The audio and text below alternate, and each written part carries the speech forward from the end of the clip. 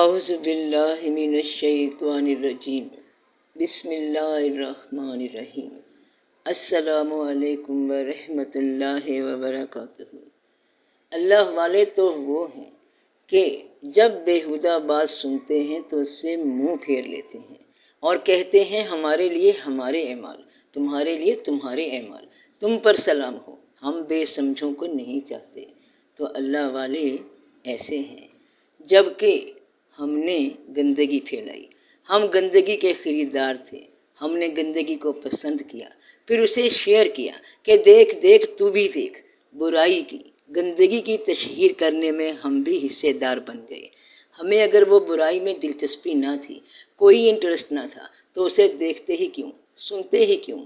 بعض بڑے سیانے اور بڑے یوٹیوبرز کہتے ہیں کہ بہت بری بات ہو گئی، توبہ توبہ، ہم ماں بہنوں اور سب کے سامنے یہ ویڈیوز یہاں نہیں دکھا سکتے، ہمیں بڑی حیا آ رہی ہے، یہاں مائیں بہنیں ہیں۔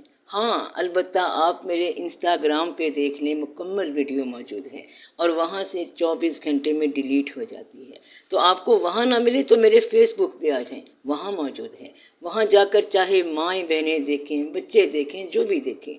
ہم نے تو تجسس کی چنگاری پھینک دی ہے۔ یہ چنگاری پتہ ہے کیا ہے، کس طرح کام کرتی ہے؟ جیسے اتنے بڑے وجود میں انسان کے کسی ایک جسم کے حصے میں درد ہو رہا ہو، سر میں درد ہو رہا ہو، اور ہم ایک چھوٹی سی سر درد کی گولی کھا لیتے ہیں۔ اب گولی کو کیسے پتہ کہ میں نے اسی مقام پہ جا کر اثر دکھانا ہے جہاں درد موجود ہے؟ کیونکہ اس گولی میں یہ تاثیر رکھی گئی ہے کہ وہ سر درد کو آرام دینے کے لیے ہی بنی ہے، اس کا جسم کے اور حصوں سے کوئی تعلق نہیں۔ ٹھیک اسی طرح ایک ویڈیو بنائیے، یوٹیوب پہ نشر کیجیے اور اس کی تعریف بیان کر دیجیے، اوہو بڑی بیہودہ ویڈیو ہے، اس میں جو سین ہیں وہ دکھانے والے نہیں ہیں، اوہو دیکھو فلاں بندی یا بندہ کیا کام کر رہی ہیں۔ اب یہ گولی، یہ چنگاری سیدھا اثر کرتی ہے انسان کی فطرت کی، جبلت کے ان حصوں پہ جنہیں ہم جذبات کہتے ہیں۔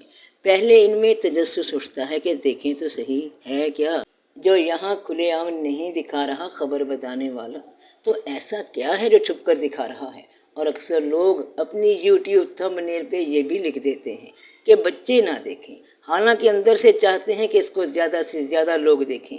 وہ بچے جو والدین کی نہیں سنتے، کیا تمہاری سنیں گے؟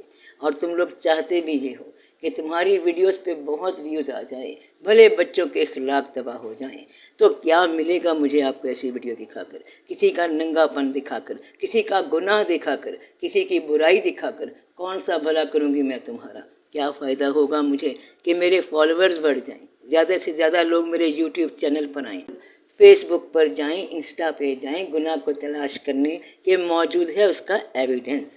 کیا کسی کی برائی یا گناہ دکھا کر میں یہ ثابت کر سکتی ہوں کہ میں خود بڑی پارسا ہوں، حیا والی ہوں، برائی پسند نہیں کرتی، نہ دیکھنا چاہتی ہوں، نہ سننا چاہتی ہوں، بس خدا کا خوف رکھتی ہوں کہ یہ برائی ہو رہی ہے، بھائیوں بہنوں اسے غور سے دیکھ لو؟ تو ہم نے گندگی پھیلائی، ہم گندگی کے خریدار تھے، ہم نے گندگی کو پسند کیا، پھر اسے شیئر کیا کہ دیکھ دیکھ تو بھی دیکھ، برائی کی گندگی کی تشہیر کرنے میں ہم بھی حصے دار بن گئے۔ جبکہ میرے اللہ پاک اور اللہ کے رسول صلی اللہ علیہ وآلہ وسلم کا فرمان تو یہ ہے کہ اور جب بیہودہ بات سنتے ہیں تو اس سے منہ پھیر لیتے ہیں اور کہتے ہیں ہمارے لیے ہمارے اعمال، تمہارے لیے تمہارے اعمال، تم پر سلام ہو، ہم بے سمجھوں کو نہیں چاہتے۔ تو بیہودہ بات سنتے ہیں تو اللہ والے اس بات سے منہ پھیر لیتے ہیں، ان پہ توجہ نہیں دیتے، اسے پھیلانا شروع نہیں کر دیتے۔ منہ پھیرنا کیا ہوتا ہے؟ یعنی کسی بات پر دھیان نہ دینا۔ دھیان دو گے تو اس بات کا اچھا یا برا اثر تمہاری شخصیت پر احساس بن کر اترتا ہے۔ برائی دیکھو گے تو بھلے پسند نہ کرو، لیکن وقتی طور پہ اس منظر کی تاثیر تمہارے جذبات کو چھوتی رہتی ہے، بار بار خیال اس تصور کو پاتا ہے جو آنکھ نے دیکھا، جو کان نے سنا۔ تو اللہ والے ایسی بات سے منہ ہی پھیر لیتے ہیں تاکہ اس کے اثرات ان کے نفس پہ اور جذبات پہ اثر انگیز ہی نہ ہو سکے۔ بحیثیت مسلمان ہمیں دوسروں کے عیبوں کی پردہ پوشی کا حکم دیا گیا ہے۔ قرآن پاک میں واضح ارشاد ہوتا ہے کہ اے ایمان والو بہت بدگمانیوں سے بچو، یقین مانو کہ بعض بدگمانیاں گناہ ہیں، اور بھید نہ ٹٹولا کرو، اور نہ تم میں سے کوئی کسی کی غیبت کرے۔ کیا تم میں سے کوئی بھی اپنے مردہ بھائی کا گوشت کھانا پسند کرتا ہے؟ تم کو اس سے گھن آئے گی، اور اللہ سے ڈرتے رہو، بے شک اللہ توبہ قبول کرنے والا مہربان ہے۔ اور حدیث مبارکہ ہے کہ اللہ کے نبی صلی اللہ علیہ وسلم نے فرمایا، اگر تم لوگوں کی پوشیدہ باتوں کے پیچھے پڑو گے تو تم ان میں فساد پیدا کر دو گے، یا قریب قریب فساد کے حالات پیدا کر دو گے۔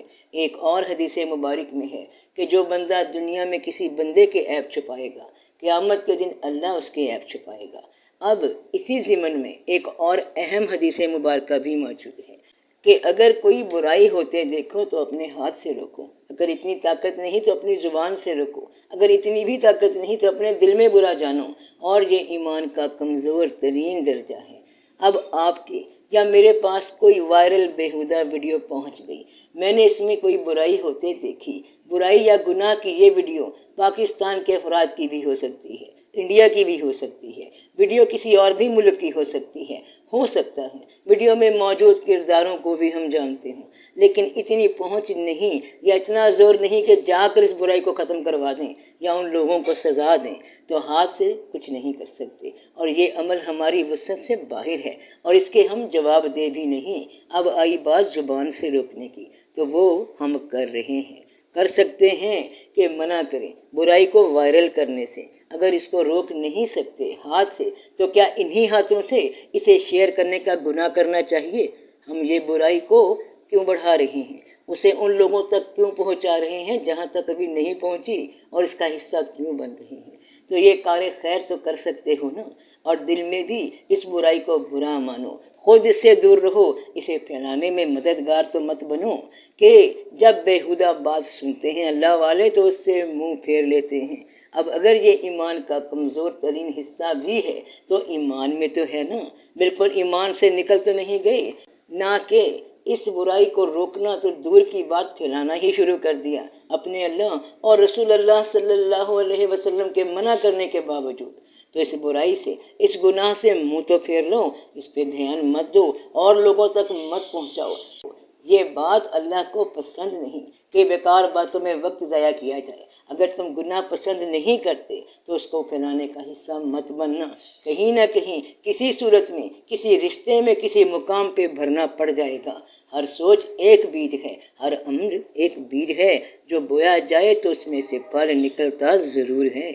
تو سب کا بھلا، سب کی خیر، جیتے رہو بہن بھائیوں، بیٹے بیٹیوں، فی امان اللہ۔